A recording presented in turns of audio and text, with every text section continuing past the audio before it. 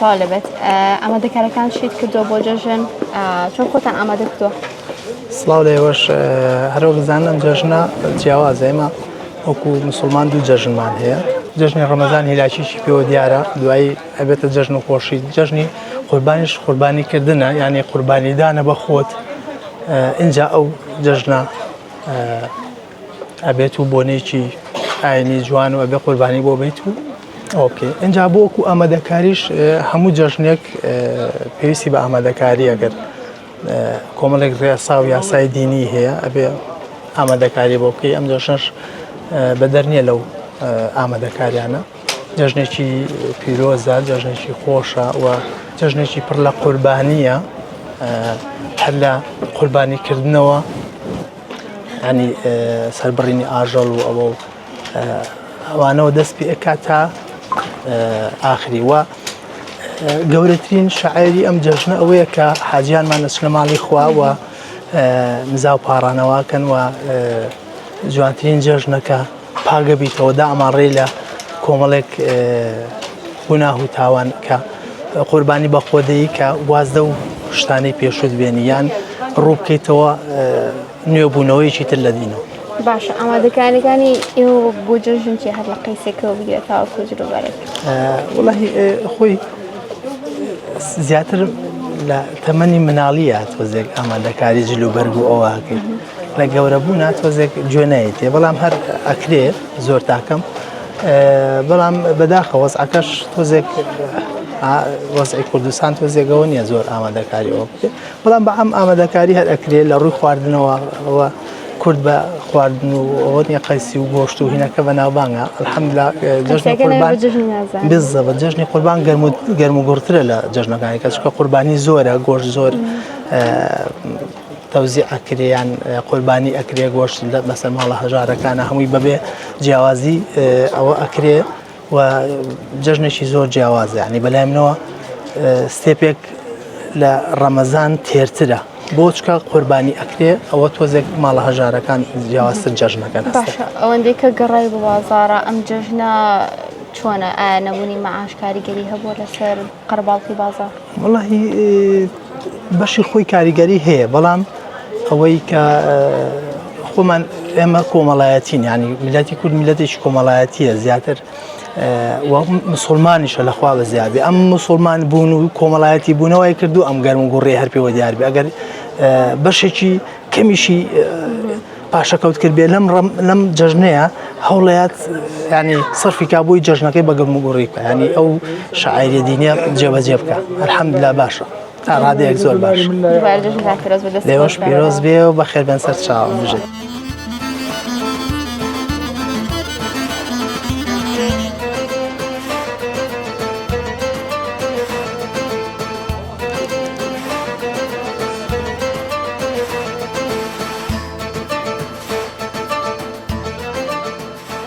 چۆنی دایکیان باشە بە ساقەڵ سەلامت بە قوربان بەڕێز ئامادەکرد بۆ جەژن چی و کڕیوە؟ وەڵڵای الحەمدولیلا ئەوەی کە پێویستی جەژن بە سوپاس بەخوا کڕیمانە و بە گەرم و گوڕێ خۆمان ئامادە کردو ئیشەڵڵا جەژنێکی پڕ خێر و خۆشی و سەلامەتی و ئاشتەوای بە ئیشەڵڵا. بەتەمای بۆ جەژن چی حازرکەی بەیانی جەژن؟ بۆ بەیانی جەژن ئیشەڵڵا قەل گۆشتی حەیوان فاسۆلیا قەیسی حەیاتەکە ئیتر جەژن یعنی قەیسی ئەخۆن هەمووتانیان بەس بۆ عرف و عادەت؟ وەڵڵا هەموومانی خوێن الحەمدولیلا. باشە چیترتان ئامادەکرد مناڵتان هەیە جتان بۆ کڕی مناڵمان هەیە هەموویمان هەیە الحەمدولیلا بە گەورە بچووکەوە خۆمان ئامادە کردووە جلی تازەمان کڕیوە شتی تازەمان کڕیوە ناو ماڵمان پاک کردوێتەوە خۆمان ئامادە کردووە الحەمدولیلا بە مەزبووتی. ئێستا لە بازارە گەڕای گەرم و گوڕی بازار چۆن؟ وەڵڵای الحەمدولیلا باشە شکر سوپاس بۆ خۆ خوا ڕەحمی کرد بۆ خەڵکێک کە مەعاش هاتووان بەسەریەکەوە تۆزە خەڵکەکە وەزعی باش بوو توانی جەژن بەڕێک و پێکی بکات و ئیشەڵڵا خوای گەورە دەرگێ خێرمان لێ بکاتەوە. یادگارێک هەیە لەگەڵ جەژنە؟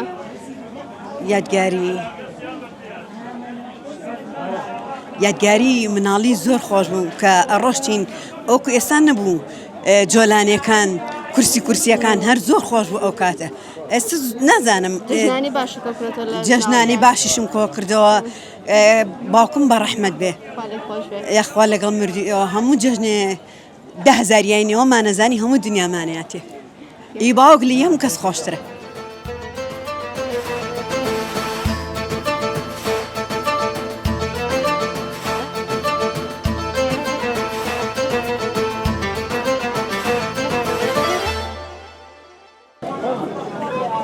إصلاح خاتنجان باشی سلامة بزور سپاس چون خود آماده کرد بۆ جەژن چیت کڕێوە والله الحمد لله شتی باشمان کڕیوە خۆمان بەتاڵی ئامادە کردە بۆ بۆنی جژنوانێ سپاس بۆ خوا ماڵمان پاک کردوتوانێ هەموو شتێکمان کڕیوە و بە تەمەین چێشتونیانی بین بە جوانی لێ بنین و خۆمان حاضر کردووە و سپاس بۆ خوا هەموو شتێکمان کردووە بەتەمان چرێن بۆ بەیانی جەژن بە تەمەین قەل و قاز و مریشک و شلی قەیسی شلی فاسۆلیا شلی بامێ گۆش حیوان ئەمانە برنجی کوردی بەیانیانی جەژن لە ماڵی خۆتان یان کۆ ئەبنەوە بە عایلێ وڵای لە ماڵی خۆمان خوشەکەشم ئەگەر بێتوانێ هەر زۆر خۆشیش ئەوێت سپاس بۆ خوا خوشەکەم ئێستا لە ماڵی خۆیەتی ئەگە خوشەکەشم بێتەوە هەر زۆر خۆش ئەبێت باشە ئامادەکاریەکان چۆن ئەڕۆ بۆ جەژن زوو ئامادەکاریتان کردووە یان وڵی تقریبی ماوەیەک ئەبێت دەستمان پێکرەوە خۆ ئامادەکردن دووسێ ڕەشەبێ ماڵمان پاک کردوتەوانێ بەتەواوەتی خۆمان حاضر کردووە ئامادەکاریەکان زیاتر لە ئەستۆی ئەفرەتانە یان خۆ لە پیاواندا زیاتر لە ئەستۆی ئەفرەتانە ئەفرەتان ماڵ پە ئەکەنەوانێ ئەبێت چێش لێ بنێن شت حاضر بکەن وایەوە نییە ئەبێت هەموو شتێک حاضرکەن ئافرەت زیاتر پیاوانیش ئەیکەن مەصرفەکە پیاوانی ئەیکە هەم ئافرەتانیش ئەیکە هەردووکیان ئەیکەن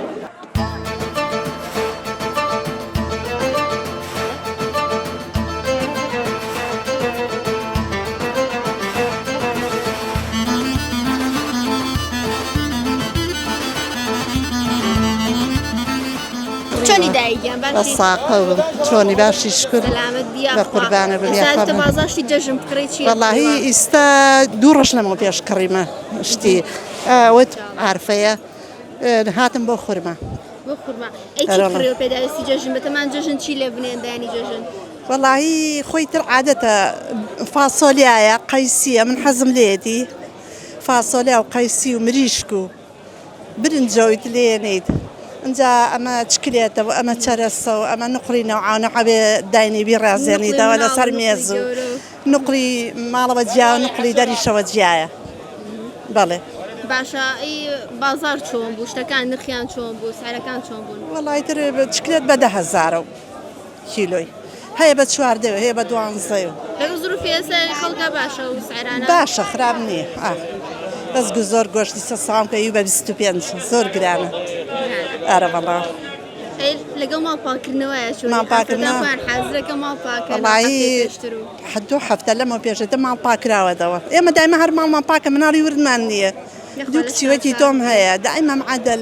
لە وەخت ناوەکدا خوشکانە مێڵە دایمە خۆزگە بمزانە بۆ ماڵی ئەوە دایمە پاکە مناڵی وردم نیە بچووکەکەم وەکتۆ وایە با قوربانە بم یاخوا ئامادەکاری تر چی ئەەکەم بۆ جەژن ئێوە کۆ ئەبنەوە ماڵەوە وەڵای تر کچەکانیان و کوڕەکانیان و ئێمە چین بۆ لای کچەکان و چین بۆ ماڵ کوڕەکان و خزمیەت و ماڵی شوبرا و ئەمانە ئێمەش ئەڕۆین و ماڵی دشێکم و یەک دشم هەیە خۆشەویستە هیچ کەسێکی لەم جەژنەیە بتەوێت بەتایبەت چی بۆ سەردانی بۆی داگرن ئازایی لێ بکەیت شکر سپاس بۆ خوای گەورە تا ئێستا دڵم لە کەس نەیەشا هەموو کەسێ منی خۆشەوێ ئارەوەڵا ئای چۆن ئەرەوەڵا چین گەرنی یەکتری ئازاکەین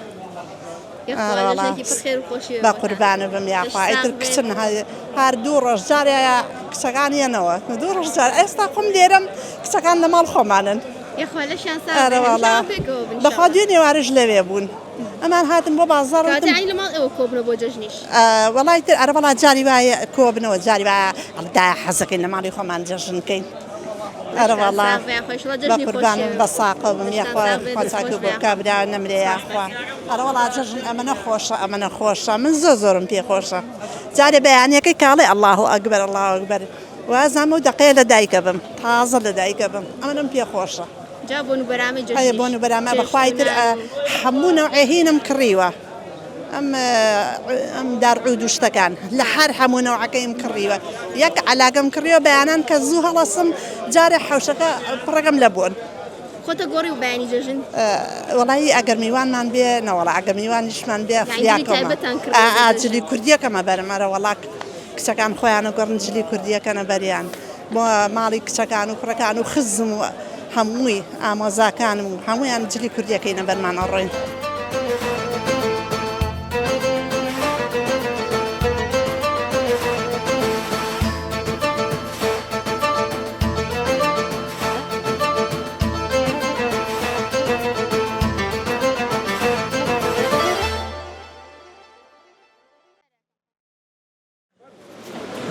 شلوني خالية؟ بشي سپاس دەکەم بێەوەی بی